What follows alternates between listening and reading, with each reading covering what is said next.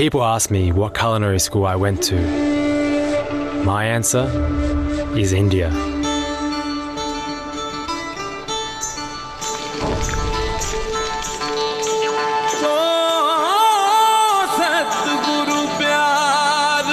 I learned that you don't add masala just to the food.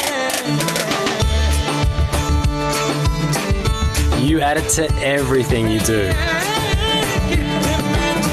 I learned that flavour is more than a taste. It's a sight, it's a sound, it's a science.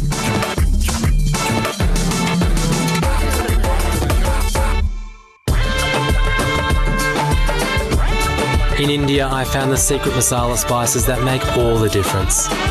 The joy with which you cook, the love with which you serve. Incredible India.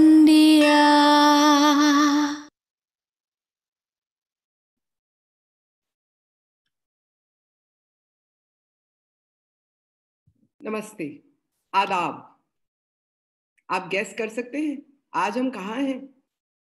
मेरी greeting से आप समझ गए होंगे शायद कि आज हम अदब और आदाब के इस शहर उत्तर प्रदेश के लखनऊ में हैं आज हम। And we are very happy to bring to all of you a very different aspect of Lucknow as we walk along today's webinar. However, as always, I can't forget to say a few things in the beginning about Lucknow, a city which became the focal point of cultural renaissance with the shifting of capital from Faizabad to Lucknow in 1776. Arts and culture and so much flourished here. Kathak, Thumri, Khayal, Dadra, Shero-Shairi, it all reached its zenith. The Lucknow School of Poetry indeed flourished at that time and has remained as the culture of this amazing city. But not just this part of it, the dance forms which even remain till today. Pandit Ishwari Prasad Mishra ji is said to have been the founder of the Lucknow Gharana of Kathak, and today the tradition is kept alive by Pandit Birju Maharaj ji. Script writers, musicians, chikankari, there's just so much about Lucknow. To speak to all of us today on the amazing depth and so much of mystery and all the mehman nawazi of Lucknow, we have with us three panelists who all three have so much around them that I don't think most of them even need an introduction, but I will still do that. We have Chef Pankaj Bhadauria. She's from Lucknow, and listeners, it's also her silver wedding anniversary today. So we'll be wishing her through this. And thank you for taking out time to be with us. Thank you, ma'am. For I'm sure you are a household name for most people who are viewing us today. But let me tell all of you that Pankaj was a school teacher for a good long 16 years. And I think it's all the demanding two children that she has, that she discovered the chef in her and went on to be the winner of MasterChef India Season 1 in 2010. And after that, there's been no looking back. So welcome, Chef Pankaj. We have also with us Prateek Hira, about whom I asked him, I said, what's quirky about you? He says, you know what, the most quirky thing is that when nobody was doing heritage walks and city walks, 1994, he's the pioneer of the concept of walking the street of your city. Welcome, Prateek. And Prateek also is a professor, a researcher. He talks about tourism and promotion and potential of tourism, not only in universities and institutes in India, but is currently also a visiting faculty for the University of Wales. So it's a pleasure to have you with us, Prateek Hiraji. And last but not least, taking the tradition of the Nawab of Lucknow forward, we have none other than Nawab Jafar Mir Abdullah ji with us. Welcome, welcome Nawab Sahab. You are truly going to take us back to the adab and the adab that Lucknow is famous for. So let me not come in the way and pass on the baton to Prateek to start telling us about the beautiful city of Lucknow. All yours. Thank you, Ms. Birar, for a very nice introduction to our city. And to sum up this introduction, I remember a sher which says, Lucknow hai to महज गुम्बदो मीनार नहीं, सिर्फ एक शहर नहीं, ऊंचाओ बाजार नहीं, इसके आंचल में मोहब्बत के फूल खिलते हैं, इसकी गलियों में फरिश्तों के पते मिलते हैं. So that is a brief introduction of what you can expect out of Lucknow. Now, before I get on to the history, I must wish all our viewers today very happy and बहुत मुबारकबाद आप सब लोगों को रमजान की. आज से पहला रोजा शुरू है एंड साथ ही में पुरुषोत्तम जयंती की बहुत बहुत आप लोगों को हार्दिक शुभकामनाएं. Now, how Lucknow came about, what I understand is that, of course, India was being ruled by the Mughals and it was a huge empire. So for better management, Mughals had divided this empire into different provinces, and Awadh was one of them. It was a very rich province, but there were certain management lapses or there were certain shortfalls in terms of revenue collection, etc. And at that point of time, it was considered that the Persians were good at management. So Nawabs were, this is a title actually to the governors. So they were brought by the Mughals to understand this province, rule this province, and it was given by the Mughals to the Nawabs, kind of governors who were placed here. But having said that, I think that after Aurangzeb, the Mughal Empire was on a decline. And British were already seeing that there was a cherry that they had to eat. And Awadh being such a rich in terms, everything for that matter, they had their eyes set on Awadh. Now, from 1707, after Aurangzeb, and things have started a little slowing down, and of course, Nawabs were appointed in Awadh, but it was also being eyed by the British. So anyway, the capital of Awadh at that point was Faizabad. It was just a city by the side of Ayodhya. Ayodhya being the capital earlier, so it was all one this thing. Then in about 1776, Nawab Asif-ud-Daula shifted the capital from Faizabad to Lucknow, making it the capital of Awadh then.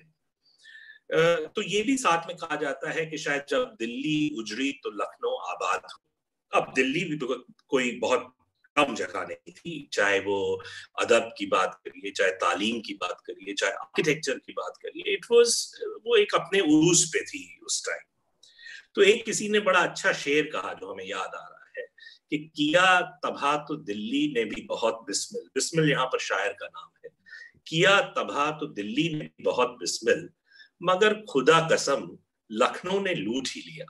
So this was the kind of transition that took place. So the epicenter of culture, the epicenter of everything which was Delhi suddenly started shifting to Lucknow.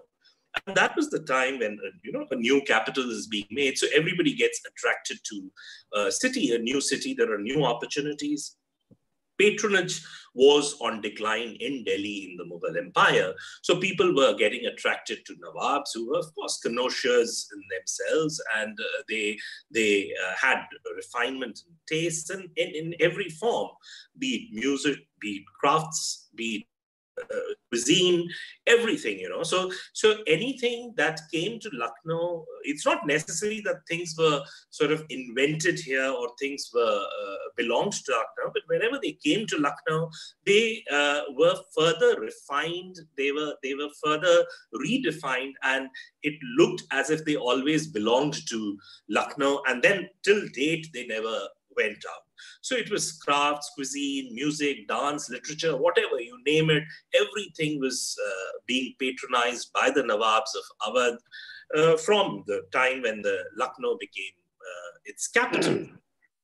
Now, personally, if you ask me what is the highlight, of course, cuisine is one of the highlights. You can't stay away from that. But we have Chef Pankaj Bhadauria, who will be talking in detail at a later stage about the cuisine when I go to her. But language is another important aspect of Lucknow. तो कैसे हम इसको differentiate करते हैं? अब देखिए, language की बात यहाँ पर ये है कि हम जब लखनऊ में होते हैं तो हम मैं नहीं बोलते हैं, हम बोलते हैं, और बाकी सारी जगहों पर मैं बोला जाता है। हम लखनऊ में अपने दुश्मन से भी आप कह के बात करते हैं। इसी तरह से शायद एक शायर हुए फिराक गोरखपुरी, वो इतने अट्रैक्ट हुए इस आप और उस जनाब की जुबान से कि वो अपने कुत्ते से भी आप बोलने की उनकी आदत पड़ गई, और लोगों को एक प्राइड फील होने लगा, एक प्राउड लोग फील करने लगे। साथ ही में जब वो ये कहना चाह रहे थे कि हम लखनऊ से किसी न किसी तरह से अपना लोग ताल्लुक जोड़ने लगे, और आज तक हम आपको बताएं, ये एक बहुत घमंड की बात और एक बहुत ही अच्छी बात है। बहुत कम सिटीज में इस तरह की चीज पाई जाती है कि लोग अपना ताल्लुक जोड़ते हैं लखनऊ से। कहीं ससुराल जोड़ लेंगे, कहीं मैका जोड़ लेंगे, कहीं पढ़ाई जोड़ लेंगे, पर वो किसी न किसी तरह से लखनऊ से अपना एसोसिएशन जोड़ते हैं। पर पता ही चल जाता है कि आप लखनऊ के हैं या नहीं, और शायद हम समझते हैं हमारी जो जुबान है वो इस चीज को जाहिर कर देती है। इसके बारे में बड़ा अच्छा एक शेर किसी ने कहा है, न वो अदा ए तकल्लुम, न वो अदा ए तकल्लुम, न वो एहतियात ज़बान, मगर ये जिद है हमें अहले लखनऊ कहिए। तो इसी तरह से बहुत सारी चीजें इस तरह से बताती हैं कि हम लखनऊ के हैं। जैसे मिसाल के तौर पे दिल्ली में आप हाँ जी कह के बोलते हैं, पर लखनऊ में हम जी हाँ बोलते हैं। तो इस तरह के बहुत सारे माइनर डिफरेंसेस हैं जो आपको बता देते हैं कि आप लखनऊ के हैं या किसी और जगह के हैं। अच्छा, बहरहाल जब नवाब आसिफउद्दौला ने अपना कैपिटल शिफ्ट करा तो उसी के साथ एक कंस्ट्रक्शन फेज एक नए कैपिटल का शुरू हो गया, जिसमें ऑफ कोर्स बड़ा इमामबाड़ा और आसफी इमामबाड़ा जो है वो एक ऐसा सोशल प्रोजेक्ट बन के सामने आया जो कि आज भी एक बहुत ही उम्दा मिसाल है। हम जाना चाहेंगे नवाब साहब जाफर मीर अब्दुल्ला के पास, जो हमें थोड़ा सा और आसिफी इमामबाड़ा और आसिफउद्दौला बहादुर के बारे में थोड़ी रोशनी डालें। नवाब साहब जी, आदाब। ऐ शहर लखनऊ तुझे मेरा सलाम है, तेरा ही नाम दूसरा जन्नत का नाम है। नवाब आसिफउद्दौला बहादुर का जिक्र हो रहा है। 1775 में वो नवाब हुए। 1776 में उन्होंने अपना दारुल सल्तनत, अपना कैपिटल फैजाबाद से लखनऊ शिफ्ट किया। ये वो दौर था जब मुगलिया सल्तनत बहुत ही कमज़ोर हो चुकी थी, लखनऊ अपने उरूज की तरफ जा रहा था। 1764 में battle of Buxar, Lord Clive की फौजों से नवाब ऑफ अवध नवाब शुजाउद्दौला और नवाब ऑफ बंगाल नवाब सिराजुद्दौला कंबाइंड, इनकी शिकस्त हुई और यहाँ ब्रिटिश रेजिडेंट आ गया। अब नवाब आसिफउद्दौला ने जब अपना कैपिटल शिफ्ट किया तो लखनऊ कोई बहुत ज़्यादा तरक्की पजीर नहीं था। हालांकि ये बहुत ही लेजेंडरी एक शहर था। इसको राजा रामचंद्र जी ने लक्ष्मण जी को, अपने छोटे भाई को दिया था, जो कि पहले लक्ष्मणपुरी, लक्ष्मणपुर, लखनपुर, लखनऊ और बाद में लखनऊ कहलाया। नवाब आसिफउद्दौला ईरानी नस्ल के थे, बहुत ही नफीस मिजाज के थे। ये चाहते थे कि इनका लखनऊ एक ऐसा हो जिसकी कोई मिसाल ना हो। उस ज़माने में जो आर्टिस्ट और आर्टिजन्स थे दिल्ली में, वो परेशान थे कि उनको पैट्रनाइज कौन करेगा और उनकी सरपरस्ती कैसे होगी। नवाब आसिफउद्दौला ने उनको दावतनामे भेजे और उनसे ये फरमाया कि आप हमारे लखनऊ तशरीफ़ लाएँ, हम आपकी और आपके हुनर की पूरी किफ़ालत करेंगे, आपको पैट्रनाइज करेंगे और आपकी सरपरस्ती करेंगे। तो खिंच खिंच के ऑल दी हुनरमंद जितने भी थे वो यहाँ के ऊपर आने लगे।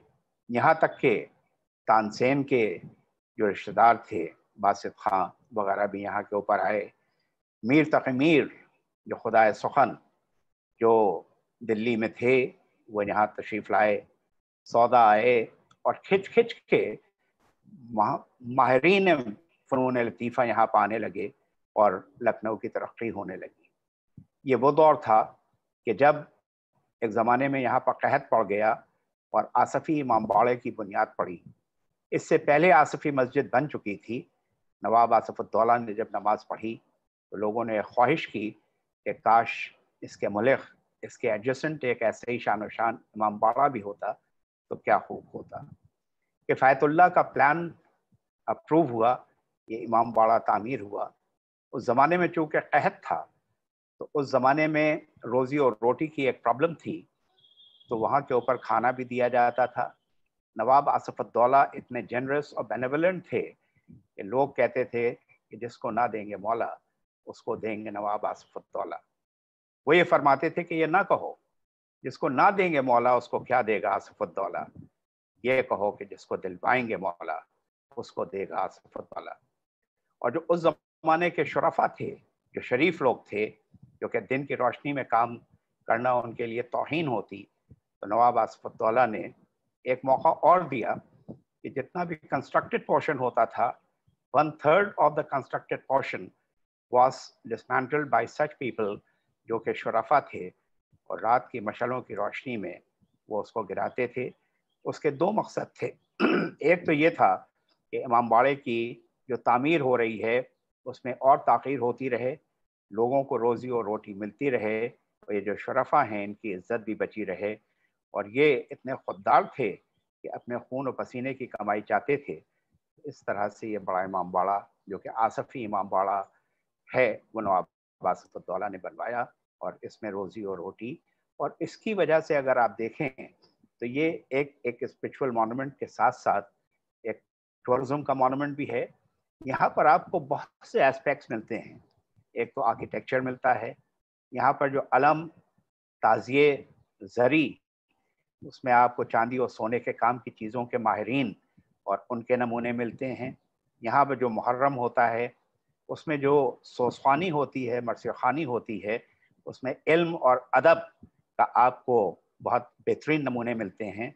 राग और रागनियों पर बेस्ड जो कि सोसखानी होती है, उसके ऊपर जो धुने और तर्ज होते हैं वो भी आपको मिलते हैं। और जो तबर्रुक बांटा जाता है, जो खाने और पीने से ताल्लुक़ रखता है, उसकी भी आपको बेहतरीन मिसालें मिलती हैं।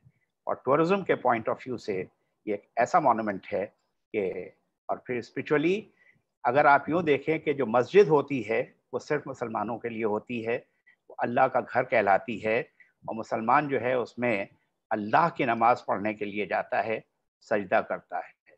लेकिन जो इमामबाड़ा है ये एक ऐसा सेकुलर एस्पेक्ट है कि दरे हुसैन पे मिलते हैं हर ख्याल के लोग, ये इत्तेहाद का मरकज़ है आदमी के लिए। इसमें हर शख्स चाहे वो काला हो, गोरा हो, गरीब हो, अमीर हो, मर्द हो, औरत हो, बच्चा हो, बूढ़ा हो, हर किस्म का इंसान जो है वो यहाँ के ऊपर वेलकम है। और इंसान जो है वो आता है, वो दुआ मांगता है और उसको वो मिलता है। जोश ने क्या खूब कहा है कि इंसान को बेदार तो हो लेने दो, हर कौम पुकारेगी हमारे हैं हुसैन।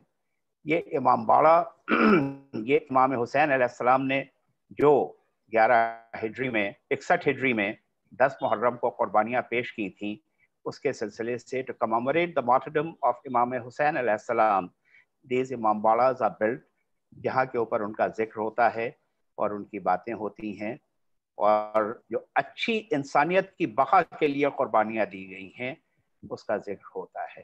तो Imambara, apart from being a beautiful monument, it's a spiritual place and a very important place for tourism. Pankaj ji, हम अब आपसे एक चीज जानना चाहेंगे कि हमारे व्यूअर्स को ये एक शायद भ्रांति है कि लखनऊ जो है वो सिर्फ कबाबों का शहर है, यानी कि नॉन वेजिटेरियन फूड के कॉन्टेक्स्ट में लखनऊ को बहुत जाना जाता है, ऑफ कोर्स जाना जाता है, और उस पे भी हम आएंगे।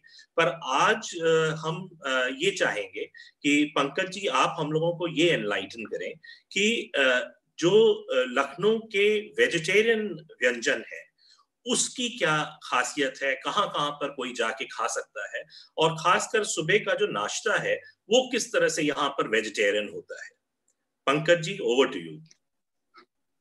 हाँ जी Prateek, the moment you land in Lucknow, जो सबसे पहली चीज आप देखेंगे या आप सुनेंगे वो है कि मुस्कुराइए कि आप लखनऊ में हैं। और इस मुस्कुराहट का एक खास कारण जो है, one of the biggest reasons is the food of Lucknow. आपने बिल्कुल सही कहा कि Lucknow is better known for its kebabs, its biryanis and the non-vegetarian fare that is available. But what most people do not know that Lucknow boasts of an excellent vegetarian cuisine as well. तो because एक बहुत ही खूबसूरत सी गंगा जमनी तहजीब रही है लखनऊ की। यहाँ पे दोनों ही तरह के खाने, वेजिटेरियन और नॉन वेजिटेरियन, आपको उतने ही अच्छे मिलेंगे। अब नवाब साहब बता रहे हैं कि सुबह सुबह अगर आप असफी इमामबाड़ा जाएं, वहां घूमें, तो वहां से निकल के सबसे पहले आप चौक की तरफ रुक कर लीजिए। You should turn towards old Lucknow because you will discover some very good breakfast over there as well. आप लखनऊ आए और यहाँ का सुबह का जो नाश्ता होता है, जो एक टिपिकल नाश्ता होता है, वो होता है खस्ते कचौड़ियाँ और साथ में उसके जलेबी दही। तो ये जो खस्ते कचौड़ियाँ होती हैं, ये दीज आर वेरी क्रिस्प कचौड़ीज, और इनके साथ यूजुअली एक बहुत ही स्पाइसी आलू की सब्जी सर्व किया जाता है। और and then along with that आपको दही जलेबी का मजा मिलता है। आई नो इन पंजाब हम लोग जो जलेबी है वो एक इवनिंग स्नैक में लेते हैं, शाम को मिलती है, लेकिन लखनऊ में आपको ये सुबह सुबह सर्व किया जाता है। तो turn towards the chalk side and you will have some wonderful stalls selling खस्ता, जलेबी। कुछ बहुत मशहूर दुकानें हैं यहाँ की। रत्ती के खस्ते आप खा सकते हैं। अगर आप अमीनाबाद की तरफ रुक करें तो वहां पर कब्र वाली दुकान है, वहां की पूड़ियाँ और खस्ते वहां एंजॉय कर सकते हैं। और इसी के साथ साथ इफ यू रामाश्रय की कचौड़ियाँ खा सकते हैं। अगर आप कुछ नॉन वेजिटेरियन ब्रेकफास्ट ट्राई करना चाहें तो उसका भी ऑप्शन है। आप लखनऊ की निहारी कुलचा बिल्कुल नहीं मिस कर सकते हैं, लेकिन आपको निहारी कुलचा खाने के लिए सुबह सुबह जाना पड़ेगा because this is serve from early morning. सुबह 4:30 बजे से लेकर शुरू होता है और मेरे ख्याल से 8 बजे अगर आप पहुंचे तो आपको कुछ खाने को नहीं मिलेगा। सो breakfast has a wide variety on offer and जैसे कि आप अपने स्क्रीन पे देख सकते हैं कि ये निहारी और कुलचा है। Kulcha is very different from the kulcha that you get in Delhi or in Punjab. यहाँ का कुलचा जो होता है बहुत flaky होता है. It's more like a pastry and that is so that it absorbs the nihari very easily. तो जब आप इसको निहारी में डिप करके खाते हैं तो पूरे निहारी का जो सालन है उसको अच्छे से absorb कर लेता है. So this is as far as breakfast goes and you can go throughout the city too. And let me tell you कि लखनऊ का सबसे बढ़िया खाना आपको लखनऊ की सड़कों पे मिलेगा. So the street food is the best food to be had and काफी hygienical prepare होता है, ऐसी बात नहीं है. And because these small stall owners specialize in 1 or 2 items only, you will find most people coming for just these 1 or 2 items. और बहुत सारी ऐसी दुकानें हैं जहां पर आपको बहुत अच्छी now of course because देखिए एक बहुत खूबसूरत आपको स्क्रीन पे डिश मिलेगी which is very very typical to Lucknow, Delhi and शायद ये आपको इलाहाबाद और वाराणसी में मिलेगी. दिल्ली में आप इसे दौलत की चाट कहते हैं, लखनऊ में हम इसे मक्खन मलाई या नमश कहते हैं. it's a melt in your mouth froth that is available only during the winters. Winter speciality है. So if you want to enjoy this, you have to come in the winters over here. चौक, नरही, ये कुछ ऐसे place हैं, ऐसे spots हैं जहाँ की मक्खन मलाई बहुत बहुत बढ़िया मानी जाती है. And if you early early in the morning to Chowk, you will see छोटे छोटे जो ओनर्स हैं, स्टॉल ओनर्स, वो अपने सड़क पर एक टोकरी से ढककर अपना उन्होंने मक्खन मलाई का वो रखा हुआ होता है. सो दिस इज द मक्खन दैट यू सी, और इसके साथ मलाई वो अलग से सर्व करते हैं. It is so delicate and so subtle in flavor कि अगर आप उनसे पूछें कि वैसे तो नवाब साहब जैसे कल हम लोग को एनलाइटन कर रहे थे कि इसके साथ एक खास तरीके की रोटी भी खाई जाती थी जिसे तुरी की रोटी कहा जाता था. तो I would love to talk about Lucknow की breads and rotis also, but that will come later. But this is what the Lucknow breakfast would be. Very nice insights from you. And I would also like to add about this breakfast because it's a high calorie breakfast. तो ये होता क्या है कि जो हमारे व्यापारी लोग हैं वो लखनऊ में दुकानें जो है लगभग 11 के आसपास खुलती है, तो घर में हो सकता है उन्होंने जी, तो वो यहाँ पर इस तरह की जो हाई कैलोरी मील है जो वो ऑर्डर करके वो पूरे दिन सस्टेन कर लेते हैं, क्योंकि फिर वो बिजी हो जाते हैं। तो शायद चिकन के व्यापारी जैसे रस्तोगी मील की बात करें, हम कम्युनिटीज की अलग अलग बात करें, उसमें भी बड़ा अवध का इन्फ्लुएंस आया है घर के खानों में। नवाब साहब, चिकन की क्योंकि बात हो रही है तो हम चाहते हैं कि कुछ चिकन पे आप हम लोगों को बताएं। तो चिकन तो अभी पंकज जी बताएंगी, पर चिकन के बारे में आप हम लोगों को थोड़ा सा देखिए, जो चिकन है लखनऊ का, इसका जो लफ्ज है चिकन, ये एक टर्किश वर्ड चिख से लिया गया है। चिख मीनिंग परफोरेशन, जाली, जिससे हवा और रोशनी का गुजर हो सके।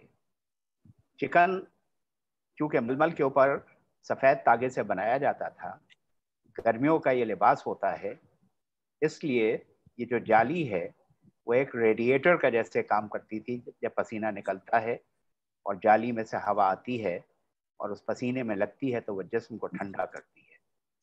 अब इसमें टाके होते हैं। टाकों का जो कंसेप्ट है वो कुदरत से लिया गया, नेचर से लिया गया। सेंट्रल एशिया में जैसे साइबेरिया है, अजरबैजान है, कजाकिस्तान है, वाटर बॉडीज वहाँ बहुत होती हैं। वहाँ जो स्वान्स होती हैं उनकी बड़ी बड़ी गर्दनें होती हैं, तो उनकी गर्दन के जो पेच व खम होते हैं, swans when they are resting, when they are sleeping, when they are feeding, when they are taking off, when they are landing, तो उनकी गर्दनों के जो पेच और खम होते हैं, this gave a concept of a stitch। फिर कुदरत ने जो ये जो बेलें हैं जो पहाड़ों में से लटक रही हैं, दरख्तों में से लटक रही हैं, इनसे एक कंसेप्ट दिया। पत्थरों के ऊपर जो पुरानी देव और देवताओं की और देवियों की जो फिगर्स होते थे, जिसमें वो जेवर पहने हुए होती थी, कील है, कंगन है, ये सब वहां से लिया गया। घास पत्ती है, जीरा पत्ती है, चटिया जाली है, ये सब आपकी जो सामने की चीजें होती थी उसको स्टिच में लिया गया। 5 मेन टाके होते हैं और उसमें कहते हैं कि अबाउट 36 स्टिचेस आते हैं। और चिकनकारी जो है ये लखनऊ की है, जो खास तौर से औरतें बनाती हैं। It's a cottage industry. तकरीबन 3 लाख औरतें जो हैं इसमें इन्वॉल्व हैं। जीआई एक्ट में ये चिकनकारी है और लखनऊ का एक खास लिबास है। इसमें आप कुर्ता है, इसमें आपकी साड़ी है, जंपर है, दुपट्टा है, एक्सेसरीज हैं और न मालूम कितनी ऐसी चीजें हैं कि जो चिकन से बनाई जाती हैं। खूब पर्दा है कि चिलमन से लगे बैठे हैं, साफ छिपते भी नहीं, सामने आते भी। ये चिख क्योंकि आमतौर से लोग प्रोनाउंस नहीं कर पाते थे, उसको वो चिक चिक करने लगे। और चिक जो है वो चिलमन को भी कहते हैं। और चिकवा जो है वो जो गोश्त काटता है, गोश्त बेचता है, अक्सर उसकी दुकानों के ऊपर चिक पड़ी रहती है, तो वो चिकवा भी कहलाने लगा। तो इसी तरह से ये चिक से चिक हो गया मिसप्रोनाउंसिएशन की वजह से। तो चिकन बनाते हैं वो है चिकनकार। जो ये एम्ब्रॉयडरी है ये है चिकनकारी। और जो एन वर्ड है इसका जो प्रोडक्ट है दैट इज चिकन। तो लखनऊ का चिकन जो है यही खास तौर से चिकन है। और इसके अलावा कहीं और अगर बनता है तो जीआई एक्ट में वो पेनलाइज भी किया जा सकता है अगर वो कहता है। हमें जो मशीन मेड चिकन है जो कि चाइना से आने लगा है उसके ऊपर बहुत ध्यान देना होगा, क्योंकि आमतौर से मशीन मेड चिकन जो है वो बहुत ही उसकी फिनिश बहुत अच्छी होती है, बहुत सस्ता होता है। तो एक लेमैन जो है वो समझ नहीं पाता है। तो हमें ये गौर करना चाहिए और गवर्नमेंट को भी ये चाहिए कि जो इतना नायाब चिकन बनता है हाथ से, ये जो कारीगर हैं इनको उनकी उजरत भी ज़्यादा मिले, उनके लिए बेहतरीन मौके भी पैदा किए जाएं और इन्फ्रिंजमेंट ना हो मशीन का।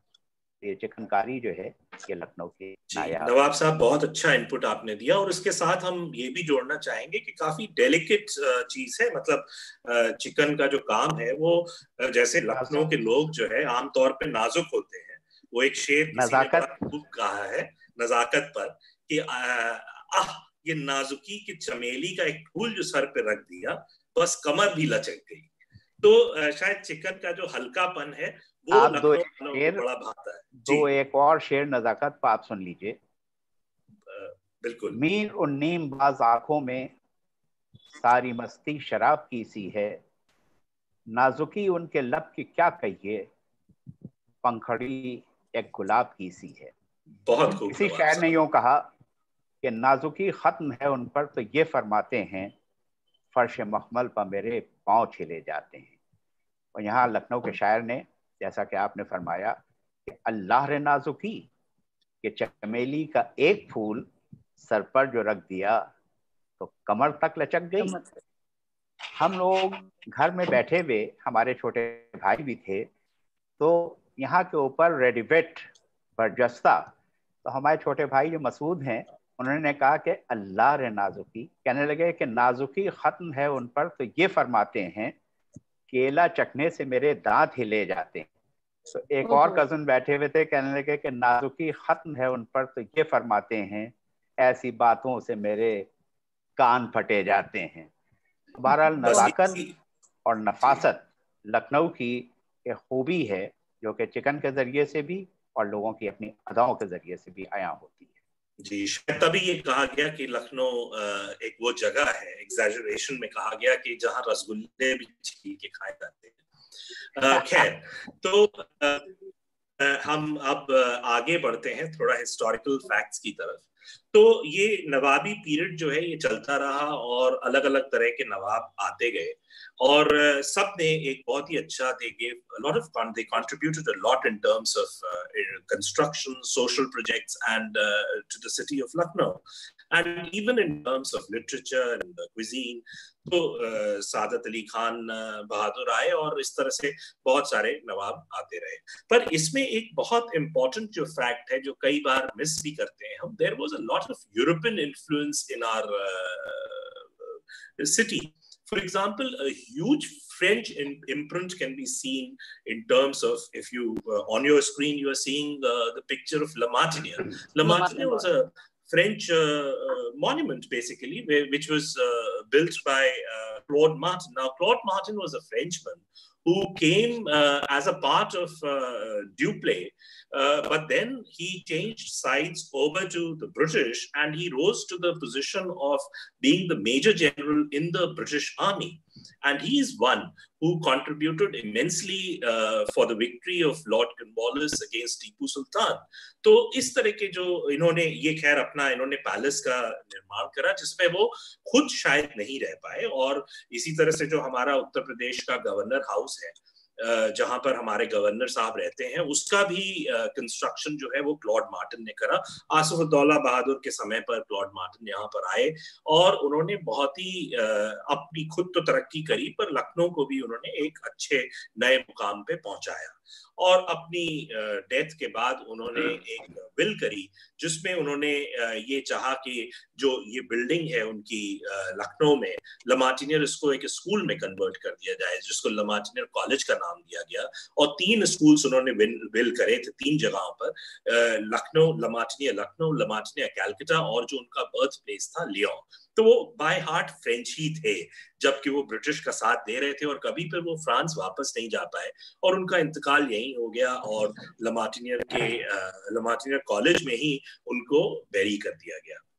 अब ला मार्टिनियर कोई ऐसा वैसा सिर्फ सिंपल स्कूल नहीं है, ये एक इतना बड़ा इसका एस्टेट है जो कि प्रेसिडेंट हाउस जो दिल्ली में है उससे बड़ा एस्टेट है, और सेल्फ रिलायंट एक एजुकेशनल इंस्टीट्यूशन है जो आज तक चल रहा है, और तीनों जगहों पर चल रहा है, लखनऊ में, कलकत्ता में और लियोन में। तो तीनों जगहों पे ला मार्टिनियर आपको मिलेगा। और यहाँ के जो बच्चे थे उनके पास इतना मिलिट्री वे से ट्रेन हुए कि 1857 में जब गदर हुआ, and it was the revolt against the British supremacy, the boys fought for the British in the defense of Residency.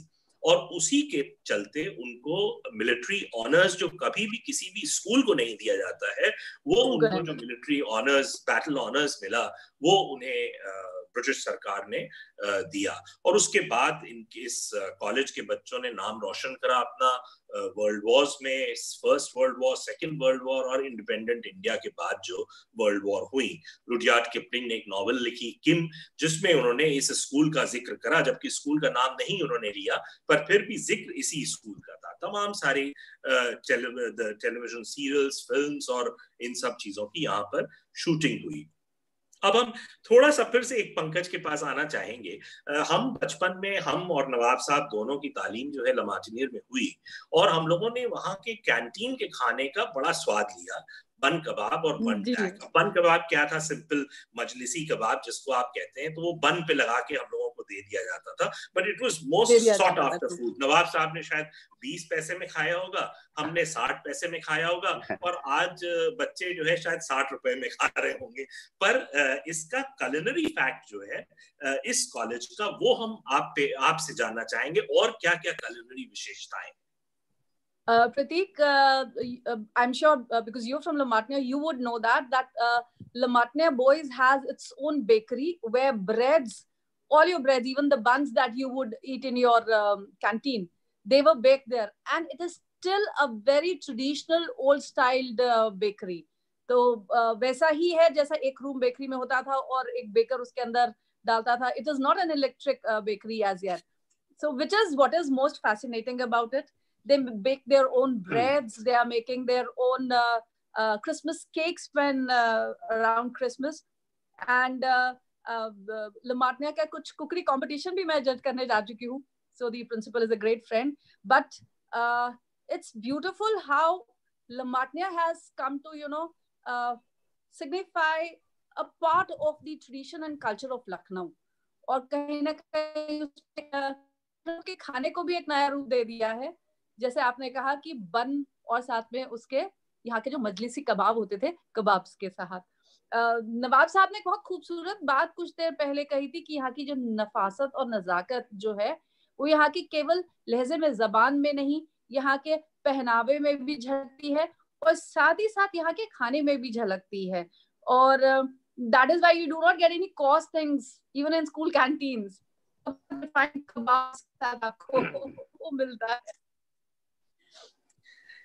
Yeah, that's a great input, Pankaj ji.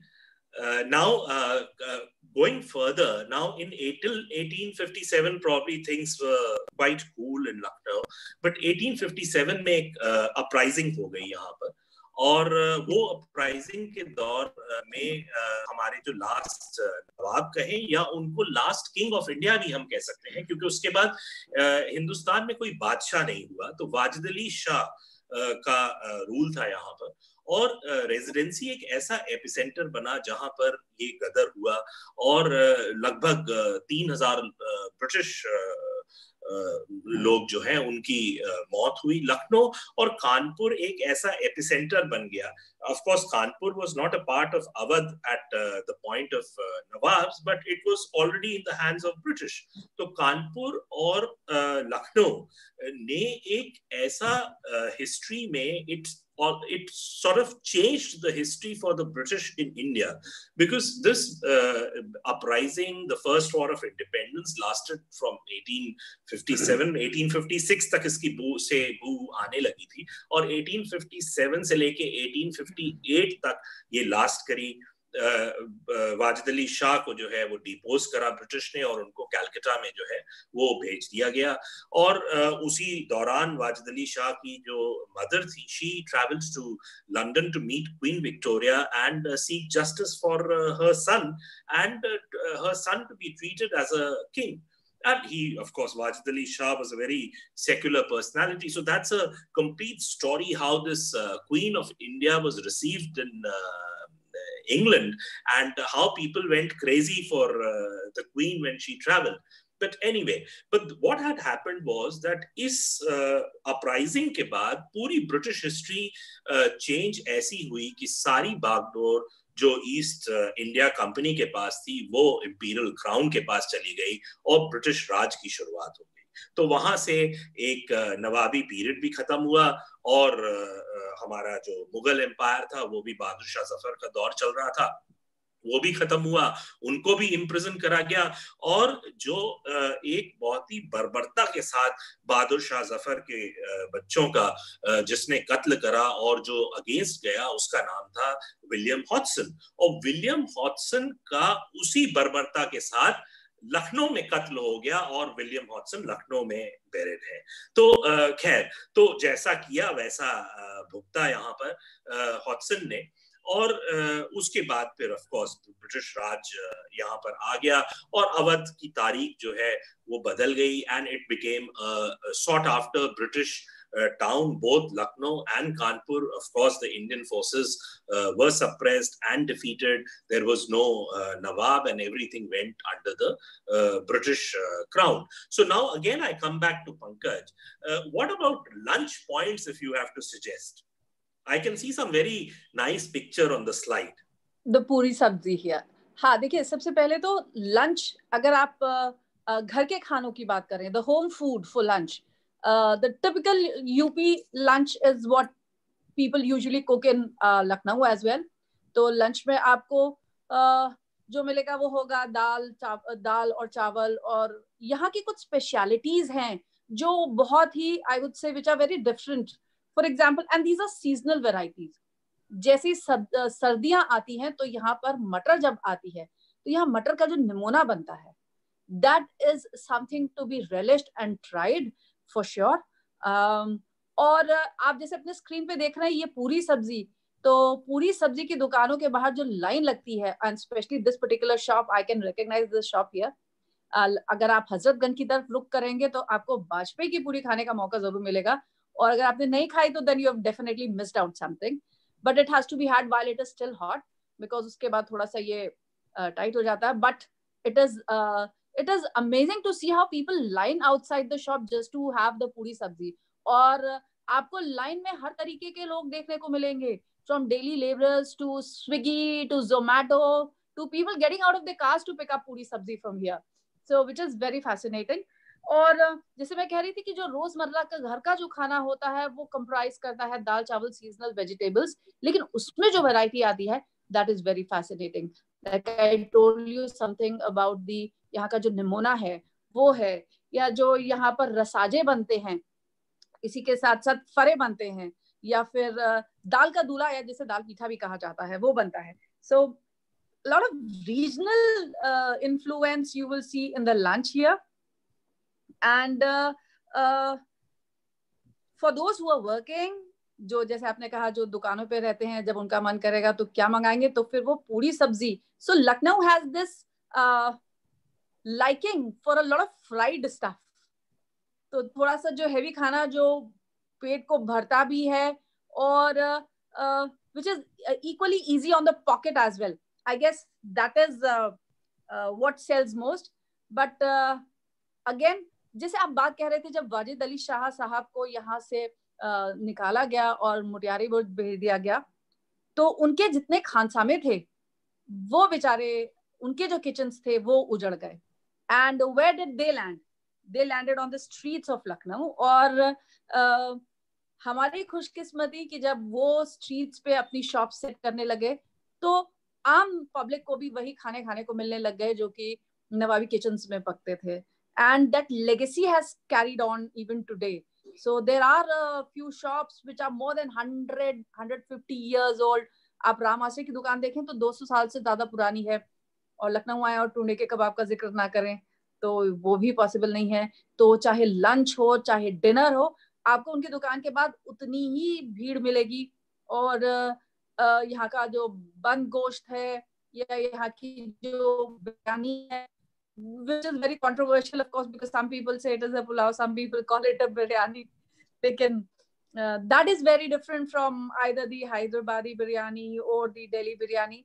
एक बात जो मैं आपसे जरूर कहना चाहूंगी, जो मैं फिर रिपीट कर रही हूँ, कि जो नफासत नजाकत यहाँ के पहनावे या लहजे में थी, वो खाने में भी झलकती है. And how everything that came to Lucknow. Prateek, आपने कहा था कि लखनऊ में कुछ बहुत ज्यादा नया नहीं इन्वेंट हुआ, बहुत कुछ आसपास से भी आया. Very true, but it got refined over here. यहाँ आते ही हर चीज में एक नजाकत जो आई, रिफाइनमेंट जिसको हम कहते हैं, that happened over here. So the curries, the shorbas, the salons that you taste here, they are silky smooth, right? बहुत बार ऐसा होता है कि सालन पकाने के बाद या कोरमे पकाने के बाद the food pieces, be it the meats or the chicken or the vegetables, are removed and the gravies are strained, ताकि you do not feel the spices in your mouth. आपको सिर्फ उसका स्वाद एक smoothness के साथ आए.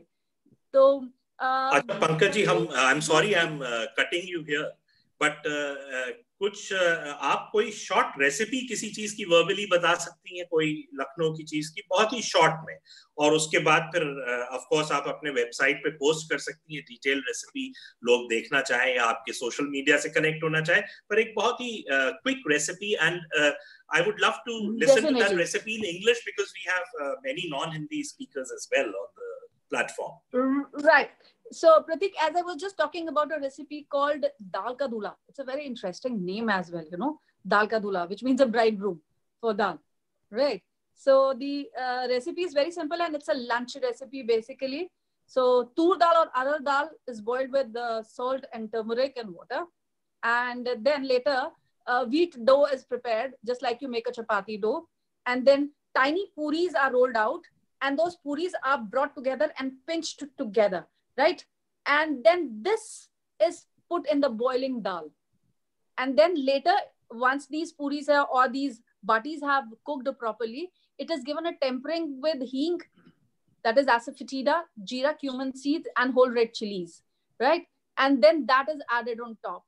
Believe me, it is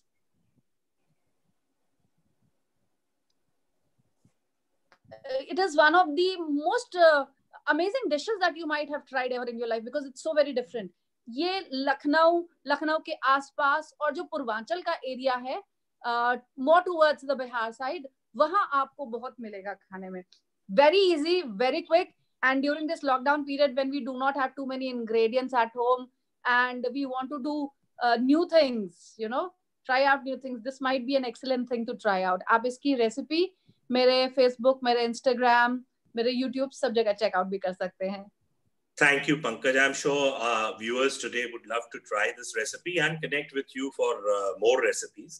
Of course, then we can also talk about Pan, you know, Pan, jabki we have always associated Pan with Banaras, but Pan had more style in Lucknow.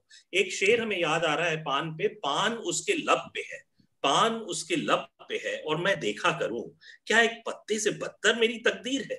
तो इसकी नवाब साहब से हम request करेंगे कि कुछ थोड़ा सा बताएं पान और पान के खाने के स्टाइल के बारे में, and probably we would love to hear in English from you so that it benefits our non Hindi speaking people who are on the platform.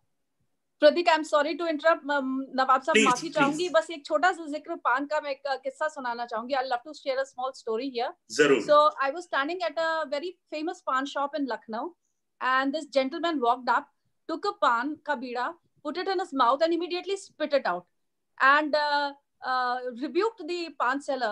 Namakul, aisa pan ka patta hamara muh katwaoge kya? Why? I asked him what happened. Pan ka patta jo tha wo kaide se pakaya nahi gaya tha. It has to be kept for a certain number of days. So the moment he put it in his mouth, he spat it out. Why? Because the pan ka patta was not correct. तो वो जो नफासत नजाकत की जो हम बात कर रहे थे, वो यहाँ खाने के साथ साथ पान में भी है. नवाब साहब, ओवर टू यू. देखिए, पान जो है, this is a very auspicious leaf, green leaf, और ये में बहुत एक अच्छा जरिया है. हमारे यहाँ जब शादी और ब्याह होता है तो हमारे जो बंदरवार होते हैं, जो मेन दरवाज़ों के ऊपर बंदरवार बांधा जाता है, उसमें ताज़े पान के पत्ते वो भी बांधे जाते हैं. हमारे यहाँ एक रस्म होती है साचक, उसमें पान और मछली इसका एक बहुत बड़ा अच्छा कॉम्बिनेशन है, क्योंकि मछली is also quite auspicious in India as well as in Persia. तो जब साचक की जो एक गगरी होती है, उसकी गर्दन के ऊपर मछलियाँ, चाहे वो सोने की हों, चांदी की हों, और उसके साथ में पान के पत्ते बंधे हुए होते हैं, और वो गगरी जो होती है उसके अंदर जिंदा मछलियाँ भी होती हैं। पान जो है, ये पुराने ज़माने में पान के बीड़े उठाए जाते थे, और जब फौजी किसी मुहिम के ऊपर जाते थे तो वो पान का बीड़ा उठाते थे और वो वाव करते थे कि हम ये मुहिम को जीत के आएंगे। जब हमारे यहाँ दुल्हन आती है तो पहले दूल्हा जब उनको अपनी गोद से उतार के अपनी ड्योढ़ी के ऊपर रखते हैं तो पान का पत्ता रखा जाता है, उसके ऊपर दुल्हन के पाँव रखे जाते हैं और दूध से धुलाए जाते हैं। हमारे यहाँ जो निकाहनामा होता है, जिसमें महर भी होता है दुल्हन के लिए, उसमें सर्फ पानदान या खर्च पानदान भी होता है, चाहे वो 500 रुपये माहाना हो। ये एक तरह की पॉकेट मनी होती है दुल्हन के लिए कि उनको मांगने की ज़रूरत ना पड़े और हर महीने उनको सर्फ पानदान के तौर के ऊपर वो मिलता रहे। इसमें शगुन भी होता है। अगर मान लीजिए कोई बिल्ली रास्ता काट गई, आप कहीं जा रहे हैं, आपको छींक आ गई, तो हमारे जो बुजुर्ग होते थे कहेंगे बेटा पान की एक गिलौरी मुंह में रख लो, बशगुनी हो गई है, बिल्ली रास्ता काट गई है या छींक आ गई है। तो ये पान जो है ये बहुत ही ऑस्पिशियस है। और यहाँ के ऊपर मेहमान नवाजी जो है, हमारे यहाँ पानदान होते हैं, खासदान होते हैं, उगालदान होते हैं। आजकल जिस तरह से ये पाउच लोग खाते हैं और मसाला खा के गंदगियाँ फैलाते हैं और पिच पिच करते हैं, पान एक सलीका है। सजा व पानदान में घर में होना ये एक खुशहाल ख़ानदान की अलामत है। पानदान जो है ये मेहमान नवाजी का एक ज़रिया तो है ही, लेकिन एक खुशहाल ख़ानदान की एक अलामत होती है। खुदा के फजल से अभी हमारे घर में पानदान भी सजे हुए हैं, मर्दाने में खासदान, उसमें वो पान की गिलौरियाँ भी होती हैं। जो मेहमान आते हैं उनको पान पेश किए जाते हैं। और जो ख़वातीन होती हैं, लखनऊ दिन नाव में एक हमारी वालिदा की तस्वीर है। हमारे वालिद के लिए वो पान की डिब्बियों में पान लगाती थी। 2 डिब्बियाँ पान की सुबह, उसमें गिलौरियाँ छोटी छोटी होती थी, और 2 डिब्बियाँ शाम की। वो गर्मियों में खस से मुअत्तर की जाती थी और ठंडी होती थी। और हमारे वालिद के पान की गिलौरी के लिए दूर दूर से लोग दौड़ के आते थे कि नवाब साहब एक पान की गिलौरी इनायत फरमाएं। तो ये बहुत ही मखसूस तरीके से पान लगाए जाते थे। पान की जो गिलौरियाँ होती हैं, इसका लगाना वो भी एक खसूसियत होती है।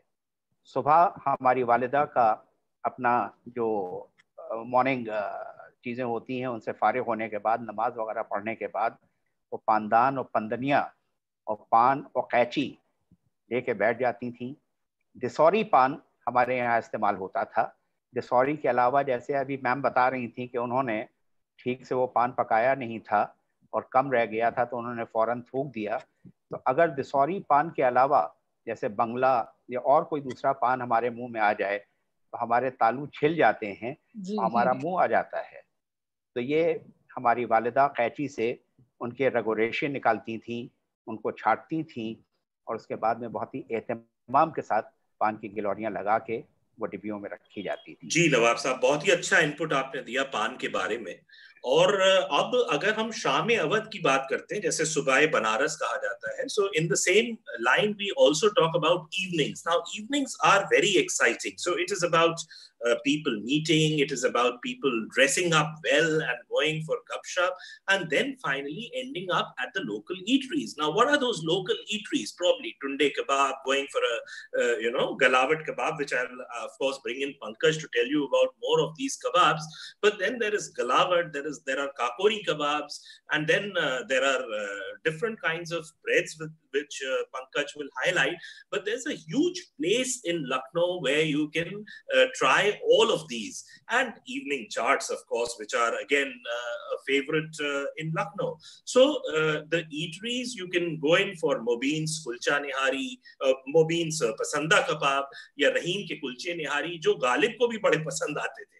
और then you can go for your kebabs in the old city area.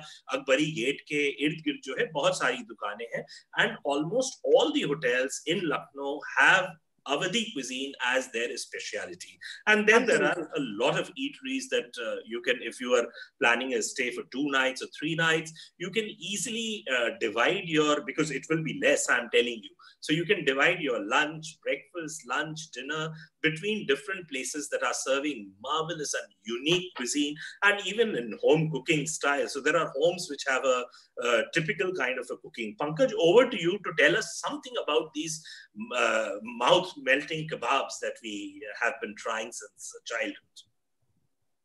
So anybody who comes to Lucknow definitely needs to try these kebabs. जैसे आपने कहा शाम-ए-अवध, तो यहाँ की शाम बहुत स्पेशल हुआ करती थी.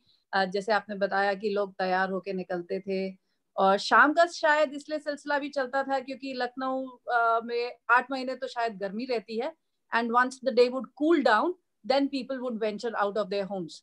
So there are some beautiful stories, related to the food. जो नवाबों के खाने थे, जैसे मैंने आपको बताया, वो सड़कों पे आ गए. और ये जो आप देख रहे हैं गलौटी कबाब या ककौरी कबाब, इनकी भी बहुत खूबसूरत कहानियां हैं. Everybody knows that the galauti kebab was created for the Nawab Sahab, who'd lost his teeth but not lost his love for meat. So his Khansamas had created a kebab that would be so soft that he could cut it easily with his lips as well. As far as the kakori kebab is concerned, this is another interesting story. So all around Lucknow we have plenty of mango orchards, because Lucknow again is famous for the Sahri yam. तो बस इसी तरह की एक mango orchard में one of the owners once threw a mango party for the British resident and the British officers. So the food was cooked there at the orchard itself, and people enjoyed the fresh cooked meats with the mangoes. And one of the British officers ridiculed the coarseness of the kebabs that were being served, the Sikh kebab. The Nawab Sahab was so offended that he immediately summoned his Khansamas and asked them to create something that would be very, very soft on the palate. And that is how the kakori kebabs were created. They get the name kakori from the place, kakori itself. And these kebabs were so soft that while they could be put on a seek by a master, but you could not pick them with your hands and take them to your mouth. So this was his response to that officer's ridicule. And once again, the officer was invited and the kakori kebabs were served to him. तो ऐसे ही बहुत सारे किस्से कहानियां हैं प्रतीक, जो I am sure आप भी सुना सकते हैं और नवाब साहब भी सुना सकते हैं लखनऊ के खाने के बारे में. बट आज जब आप लखनऊ की शाम एंजॉय करने के लिए बाहर निकलें, तो आप कबाब बिरयानी के साथ लखनऊ की चाट का भी मजा जरूर लीजिएगा. यहाँ की जो चाट है, now basically I am born and brought up in Delhi, but if you ask me Delhi की चाट को अगर कुछ बीट करता तो वो है लखनऊ की चाट. It is so amazing. यहाँ की बास्केट चाट तो एक फेमस है ही. इस बास्केट चाट को मैं मास्टर शेफ के कंपटीशन तक लेके गई हूँ, और मैंने इसके वेरिएशंस को न्यूयॉर्क में, न्यू जर्सी में, अलग अलग जगहों पे भी सर्व किया है. यहाँ के जो दही बताशे हैं, जिसकी पिक्चर आप देख सकते हैं, that is also a very different way of serving the batashe, या जिसको हम लोग गोलगप्पे या पानी पूरी या फुचका कहते हैं. एंड आटे के बताशे हम यहाँ इस्तेमाल करते हैं इंस्टेड ऑफ द सूजी के batashe that is used in Agra और दिल्ली. तो बहुत as I said, there is variety for everybody to try out. आप ओल्ड लखनऊ निकल जाएं, चाहे आप अमीनाबाद निकल जाएं, चाहे आप हजरतगंज की तरफ आएं, you will have so much of variety. Kaiserbagh, Aminabad. So those of you who are planning a trip as soon as the lockdown is over, please note down these places. These places are a must for every foodie to visit. And other than the food, other than the curries, जो यहाँ के जो सालन है, सालन के ऊपर भी बहुत एक इंटरेस्टिंग बात यह है कि सालन कैसे पकने शुरू हुए. When the kids refused to eat vegetables, the vegetables were cooked along with meat, to make the kids eat those vegetables as well. इसी तरह से तली भिंडी का सालन है या तली अरवी का सालन है, इस तरह से सालन भी पकने शुरू हो गए. आलू गोश्त है, right? And another very fascinating aspect about the Avdi food is the types of breads that are served over here. What you see on your screen right now are two very common breads that you can easily find on the streets.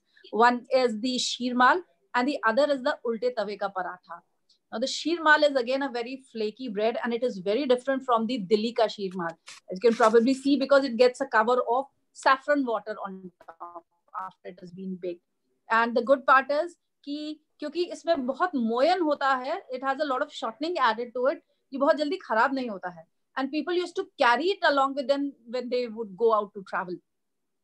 And this, of course, goes best with any of your kebabs, any of your salons. What you see next is the ulte tawe ka paratha. और इसका जो घी इस्तेमाल होता था पराठे को पकाने के लिए, that is also very different. उस घी को पहले दुरुस्त किया जाता है. वो दुरुस्त करना क्या होता है? So घी, that is देसी घी, was with animal fat. तो वो उसमें जो स्वाद आता था. So lard, the animal fat and देसी घी were cooked together. और उसके बाद उसको ठंडा किया जाता था केवड़े के छींटे के साथ. And so it acquired a typical flavor and a typical texture that would give these parathas a very different flavor. और अब तो of course देसी घी का इस्तेमाल नहीं होता है. Hydrogenated vegetables fats are used, but in many places the cooks are, the chefs are still using ghee that जिसको हम दुरुस्त कर चुके हैं, जिसे सही किया जा चुका है. So Pankaj, sorry that I'm barging in because we are short of time actually. Yeah. So, but otherwise, Lucknow is very well coming to the end of it. Lucknow is very well connected by air, by train. You have Shatabdi and, coming from Delhi. You have multiple flights from all over India. We are an international airport, by the way. All the top chains of hotels are present in Lucknow. It's a huge, big city, and it's a contrast of the old and new. We have shopping malls as well, and it is a modern day city. Plus, it has still retained its charm. तो इसको इस चर्चा को and करने से पहले हम अपनी तरफ से एक शेर आपको सुनाना चाहेंगे कि तहजीब कोई हमारी नजर में जचेगी कहाँ. तहजीब कोई हमारी नजर में जचेगी कहाँ. हमारी निगाहे शौक ने देखा है Lucknow. So over to you, Ms. Barar, and thank you for giving us an opportunity to be on your webinar and showcase our city to the viewers. Thank you so much, Prateek. Thank you, Nawab Sahab, and thank you so much, Chef Pankaj. On your anniversary, you've taken out the time, and I also not end without saying something. कुछ तो तुकबंदी हमें भी करनी ही होगी. So I will only say, अधूरा किस्सा लिख कर पन्ने मोड़ आया हूँ, खुद का एक टुकड़ा लखनऊ छोड़ आया हूँ. बहुत खूब. So see you all on Monday. Now we'll move from Lucknow to Puducherry. It's in southern part of India. We shall be going through the French Quarter, and we hope we can showcase Lucknow once again. Thank you very much. Thank you so much. Okay.